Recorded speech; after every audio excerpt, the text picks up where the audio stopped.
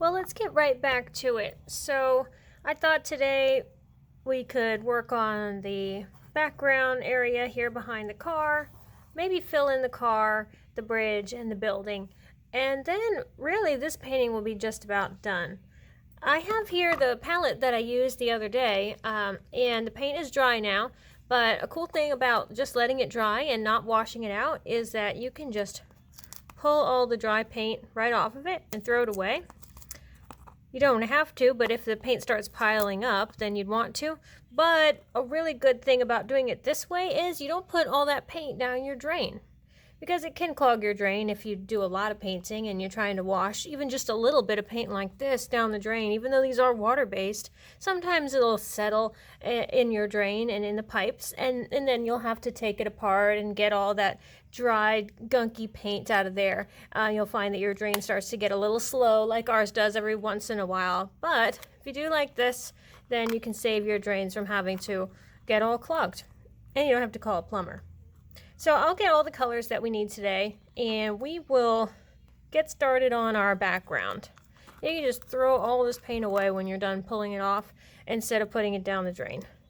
All right, well, let me get my colors. I think I'm going to start with, let's start with the car.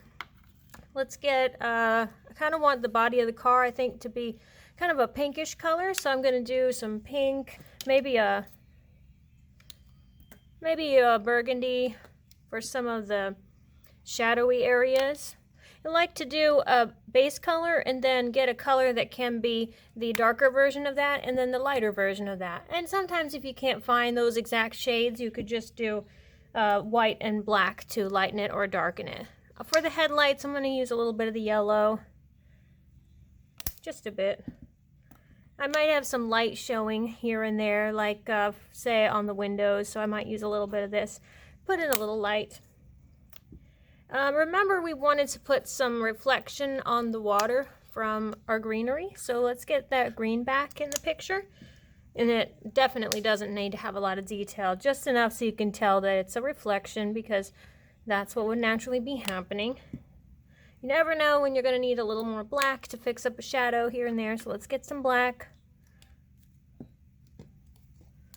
Some white for the shine on that car. And I'm not sure about the racing stripes yet, but I'm thinking maybe a gray or blue. Or I could do the yellow, I guess. That would be neat. Alright, well, let's get our brushes ready. I still have them sitting in the water cup, but remember, these are not water-based paints, so you definitely want to dry them before you start using them. Figure out what kind of brush you're going to use to do all the detail work. I like this one. Make sure it's very dry before you get started. And let's start filling in the colors of our car.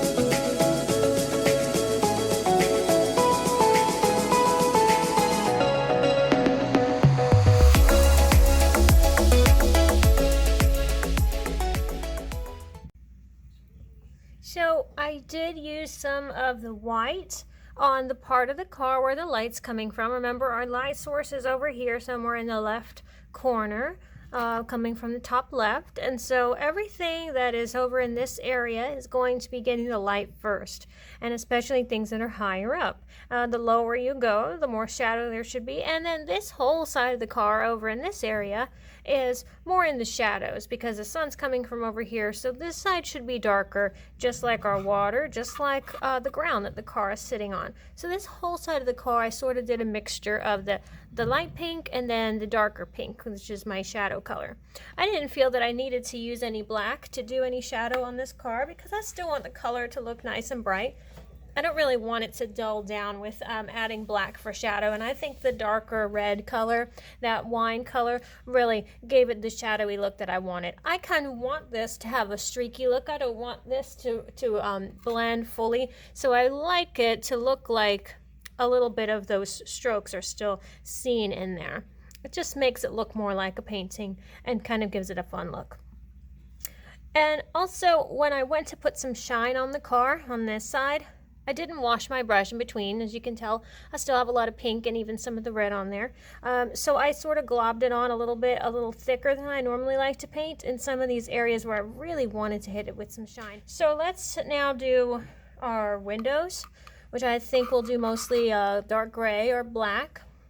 We'll do the racing stripes, and then also the tires, and this here, the grille in the front, will also be sort of a gray color. Let's get all of that started, and we'll come back and see what we want to do next.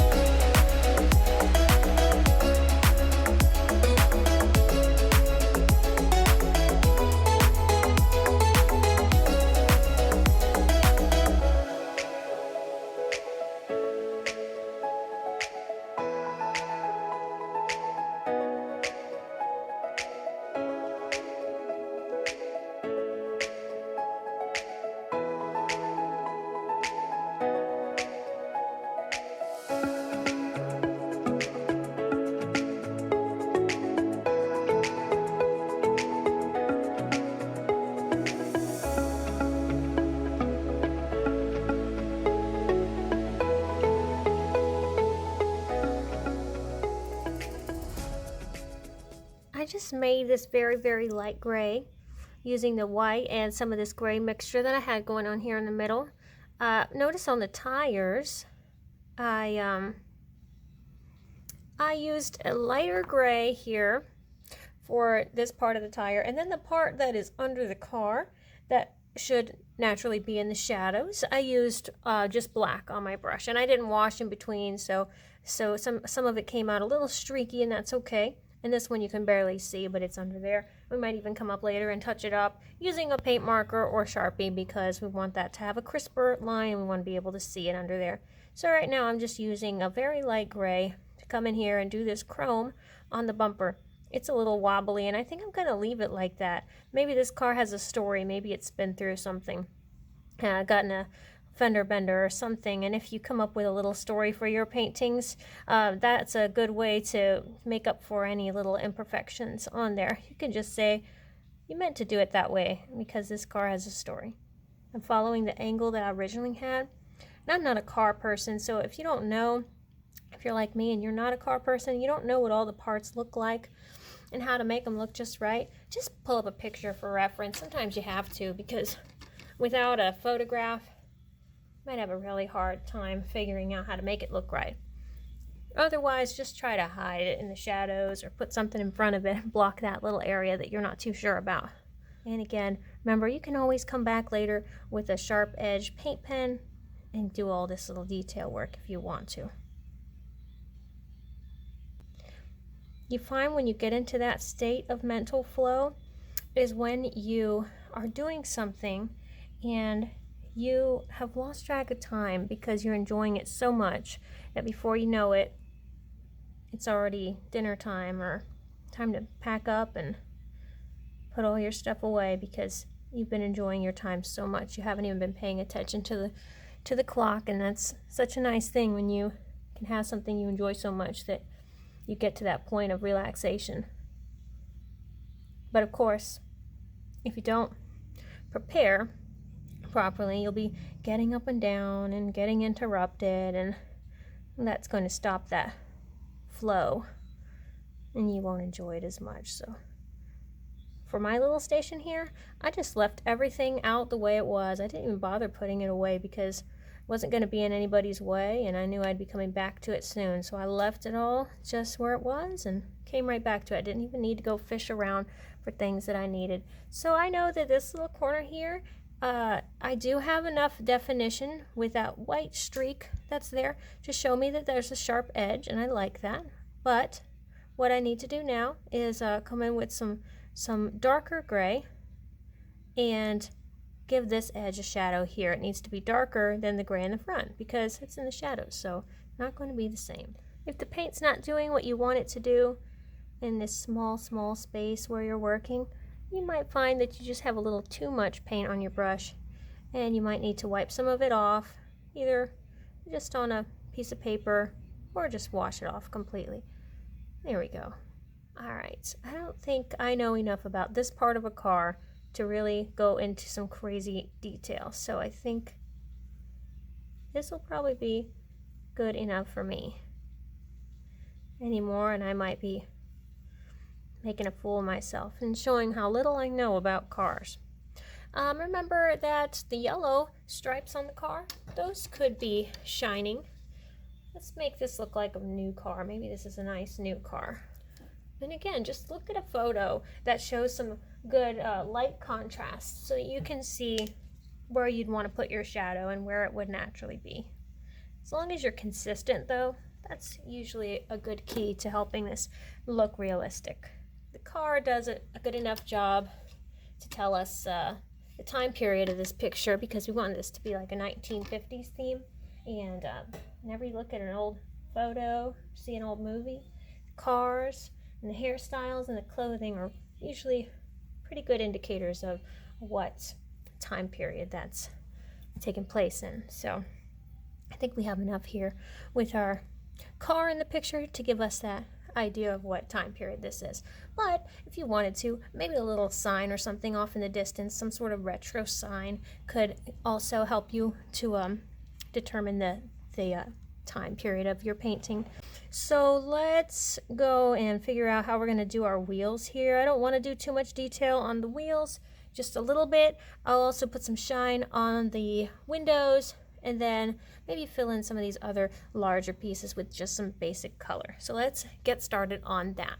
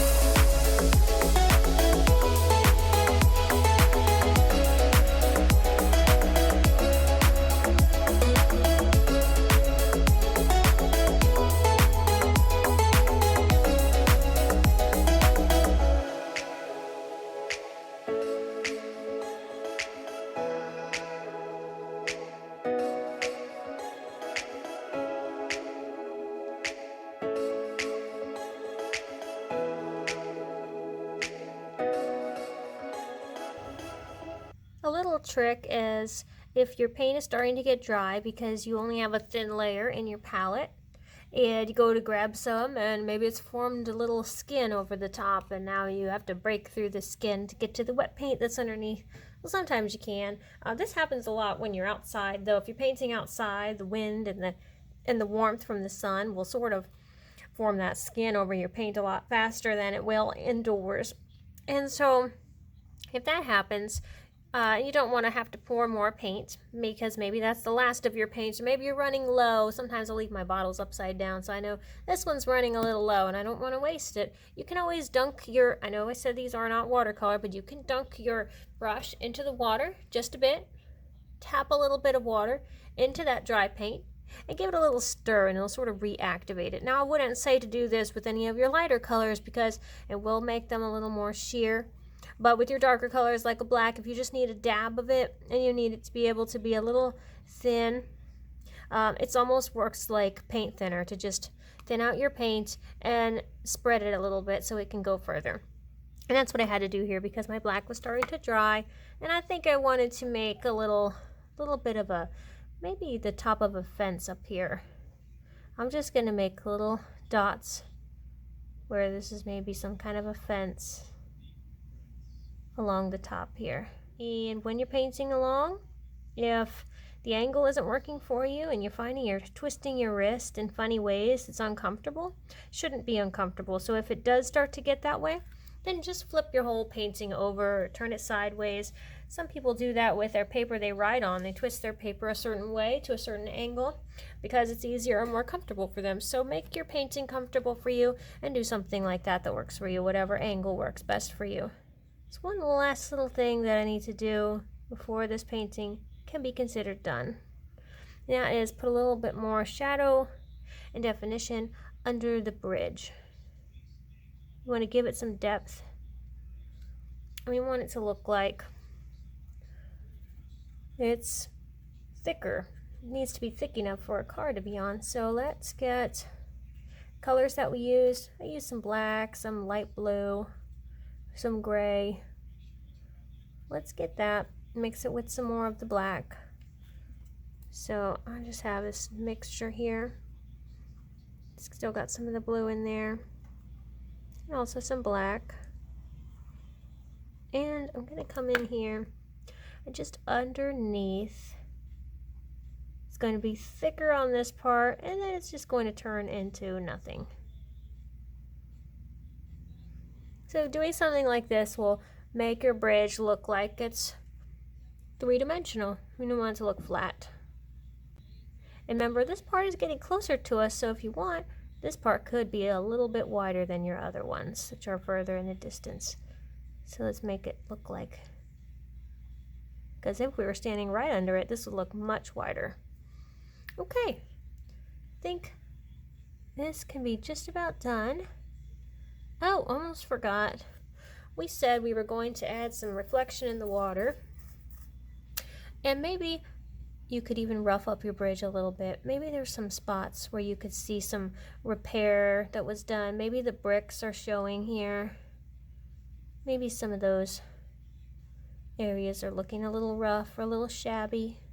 It's an old bridge. Could even be some spots they had to paint over some graffiti or something that happened here. Maybe somebody smashed into it with a boat that shouldn't have been going underneath, and it damaged some things. So there we go, just a few little scuff marks and some little implication of something that might have happened there. So it's not boring. And then I have like 2 greens, so just the tiniest bit of both of those greens on the brush. And we'll just do with almost a dry brush. We'll just kind of do like that. Just a little bit. Doesn't have to exactly and perfectly mirror what you had up there. Just enough. And a little bit down here also. Just a little bit. If you want to kind of come clean up some of these edges, you could use a marker to do that.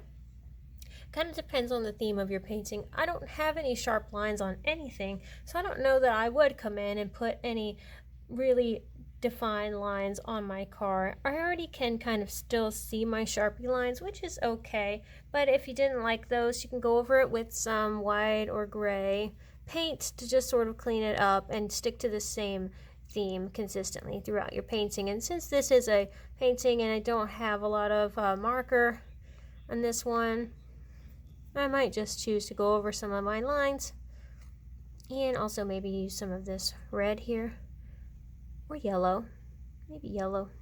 Put some berries up here in these. Maybe they're brighter over here where the light is, and maybe they're kind of faint over here in the shadowy area. Just the smallest little bit. Just something to brighten it up a little bit. Alright, so if you choose to go over your lines, go ahead and do that, and I think I will. Water it down because it will help you to have an easier time spreading it across the area where you're going. So just put a little bit of water. I just dab some of my paint water into it, and I'm just going over it and mixing it in so it thins it out a little bit. Alright, and then I'll use this to go over all my lines on the car. I'm not going to worry about lines in detail back there because it's too far away.